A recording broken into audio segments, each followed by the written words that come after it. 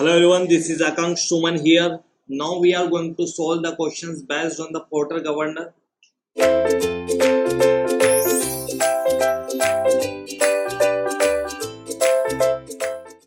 What is given in the question? First we need to read the question carefully. In the question it is given that the arm of the Porter Governor are 17.8 centimeter long and are hinged at a distance of 3.8 centimeter from the axis of the governor. Arm of the length is given, and we all know that the hinged point may be on the axis of rotation of the governor, and it may be pivoted from the axis of the governor. Okay, are you getting my point? We have seen in the we have seen three cases. Either the pivot point, this is the axis of the governor, we all know that. No, this is not, this is the axis of the governor, and the pivot point may be here, that is offset from the axis of the governor. The pivot point may be on the axis of the governor, like that, and pivot point can be like that. They will intersect at the axis of the governor. Okay, so there are three cases for the pivoting of the arm of the governor. Okay, so here in the question it is saying that it is hinged, the arms of the Porter Governor are hinged at a distance of 3.8 centimeter from the axis of the governor. That means this would be the case. This is the case which is given in the question. Okay, so we need to draw the diagram for the Porter Governor, then we will solve the questions. So first let me draw the diagram. This is the, we are considering one side of the governor. The result will be valid for the another side also. So here you can see this is the axis of the governor. Okay, now this is the extension. Okay, and this length is given, this distance is given, that is 3.8 centimeter. This distance is given, that's equal to 3.8 centimeter. If you extend it up to the point of intersection, so this will be the height. Okay, and this is given, that is 3.8 centimeter. Okay, this length is given 3.8 centimeter, and the length of the, this is pivot point of the arm, and the length of the arm is given, that is 17.8. The data is given in centimeter. Okay, don't forget to convert into meter. Now in the question it is given that the mass of each ball is 1.15 kilogram. So small m denoted as the mass of each ball, that is 1.15 kilogram, and mass of the sleeve is 20 kilogram. Okay, the governor sleeve, where is the sleeve? Here we all know that the link is connected to the sleeve. So what is given about the sleeve? It is saying that the governor sleeve begin to rise at 280 rpm. Begin to rise means it wants to move in the upward direction. It is going to move in the upward direction, that is meaning of the rise.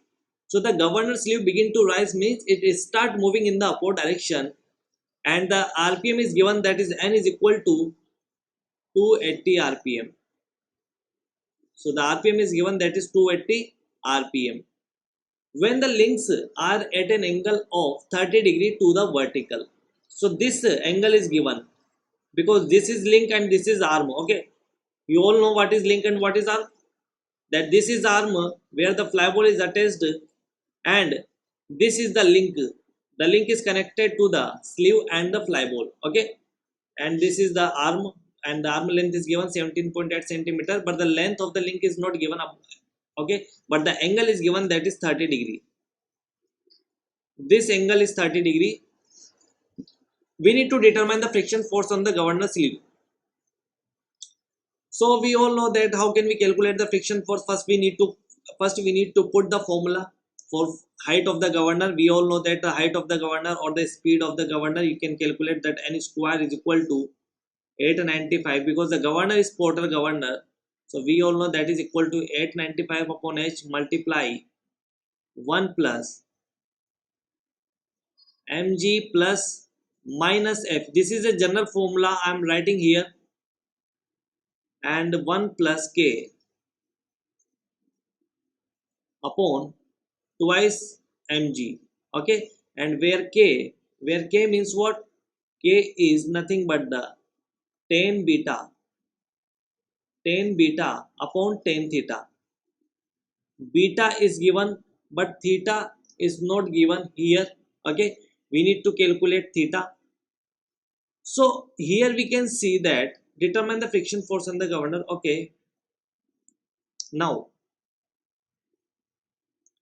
in the question we all know that what is capital M, that is the mass of the sleeve, small m is the mass of the each ball. Okay, then the height of the governor we have to calculate.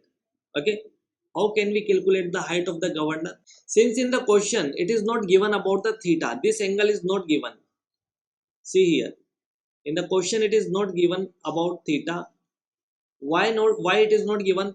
Because we can assume that the arm length is equal to the length of the link. Generally, if nothing mentioned about the link length, okay, if one is given other is not given, so you can assume arm length is equal to link length. That means the arm length is equal to link length. So generally here is not given about the length of the link, so we can assume that the arm length is equal to link length. So that would be the 17.8. This length would be the 17.8. And we all know that if the length of the link and the length of the arm is equal, then we can say that the theta is equal to beta.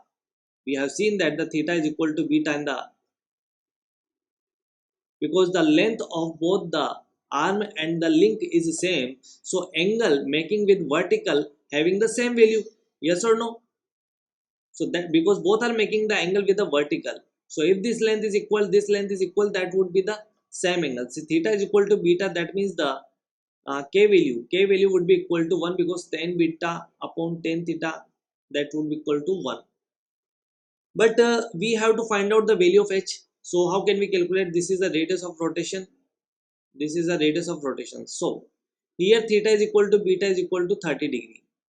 Okay, so this is equal to 30 degree. Now see here,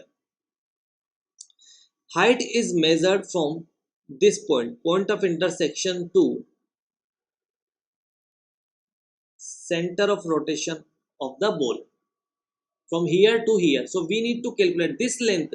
This is the length is given, that is 17.8. We need to calculate this length also. If this length is O, so we need to calculate OP. How can we calculate? Because this length is given 3.8. So we all know that the sine theta is equal to perpendicular upon hypotenuse. And what is perpendicular for this triangle? OPL. You can assume it as OPL. So what is the, that is I can write here PL upon OP. So what is PL? I'm just writing here. I hope I think you are not be able to see here. So sine theta means sine 30, and that is equal to perpendicular is what? 3.8, and hypotenuse is what? Hypotenuse is OP. We need to calculate hypotenuse OP. So hypotenuse, that would comes out to be 3.8 upon sine 30. Okay, so 3.8 divided by sine 30, that is 7.6. So OP you will get, OP is equal to 7.6 centimeter. Okay, that's in centimeter. So OP we will get 7.6 centimeter. So what is the total length? That is, if I assume it as OQ. So what is the length OQ? This is O. Okay, this is O. What is the length OQ? 17.8 plus OP, that is 7.6. So finally I am just writing here that total length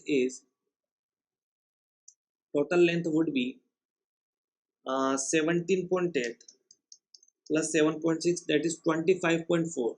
That would be total length, 25.4.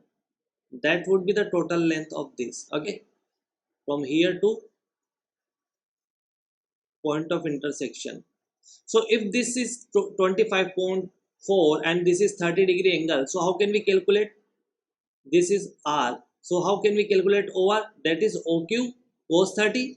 Yes or no? OQ cos 30 is nothing but the OR. So I can write here the height of the governor is 25.4 cos of 30. See here, we have calculated this length because theta is given and this length is given. So we can calculate hypotenuse because this is perpendicular and this is base and this is hypotenuse. So we have applied the sin theta rule. Sin theta is equal to perpendicular upon hypotenuse. Okay, so we can get the value of hypotenuse, that is OP, and we can calculate the OQ length because the QP is given and OP we have calculated. So finally OQ is 25.4. okay, but we want to find out the value of height of the governor. So height of the governor, you can see here that H is equal to OQ cos 30. Okay, OQ cos 30. So here we have calculated OQ cos 30 and 25.4 multiply cos 30 would be equal to 22. So that would comes out to be 22 but in centimeter. You must have to remember the unit, in which unit height we have calculated, because in this formula the height you are going to put, it would be in meter. Okay, remember one thing, this don't put the value of height in centimeter or millimeter, just put the value of height in meter in these equations. Okay, so here I'm just writing in the, I'm just putting the value in the equations, that is 895 upon height we have calculated 22 centimeter, that means 0.22 centimeter. Okay, multiply 1 plus, what is the mass of the sleeve? Mass of the sleeve is 20 and we can assume that G value is 9.81. If nothing is given, you can assume 9.81. Now see here, what is the direction of the friction force? You have to decide.